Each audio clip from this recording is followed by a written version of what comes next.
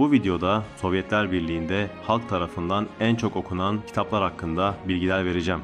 Sovyetler Birliği denildiğinde Batı ülkelerinde akla hemen yasaklar, sansür ve zorla okutulan kitaplar gibi saçma sapan terimler gelir. Bunların tamamı Soğuk Savaş döneminde üretilmiş efsanelerdir. Asıl gerçek şu ki tarihin hiçbir döneminde insanlık Sovyet insanı kadar çok kitap okumamıştır. Sovyetler Birliği 1930'lardan itibaren dünyanın en büyük yayın evi sistemine, en geniş halk kütüphanelerine ve en ucuz kitap piyasasına sahipti. Bir işçinin, bir öğretmenin, bir öğrencinin evinde onlarca klasik bulunurdu. Ve bu klasikler zorla okutulan kitaplar değil, halkların isteğiyle okunan eserlerdi.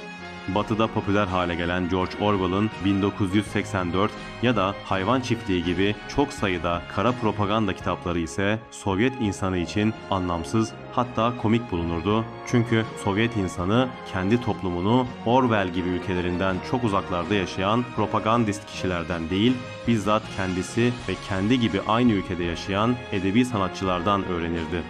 Sovyet insanı kitapta yalnızca hikaye aramazdı, kendini arardı.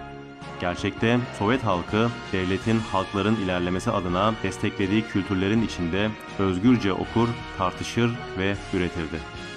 Lenin döneminde Sovyet insanı için kitap okumak sadece bilgi edinmek değil, kendini dönüştürmenin ve devrimin bir parçası olmanın bir yoluydu. Lenin döneminde insanlar devrimi sadece silahlarla değil, kitaplarla da savunmuştur. Stalin dönemi Sovyet yayın evlerinin altın çağı olarak anılır. Edebiyatın halkın yaşamının ayrılmaz bir parçasına dönüştüğü bir dönemdir. 1930'ların ortasında Sovyetler Birliği tüm insanlık tarihinde yılda 1 milyardan fazla kitap basan ilk ülke olmuştur. Kruşçev dönemi yalnızca çağdaş yazarlara değil, Rus klasiklerine de yeni bir ilgi dalgası getirmiştir. Tolstoy'un Savaş ve Barış'ı, Çehov'un öyküleri, Turgenev'in Babalar ve Oğullar adlı eseri yeniden milyonlarca baskı yaptı.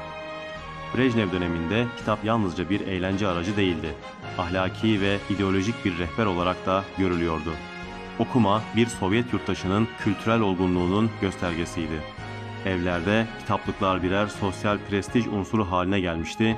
Hatta 1970'lerde yapılan bir araştırmaya göre şehirli Sovyet ailelerinin %87'sinin evinde en az 300 kitap bulunuyordu.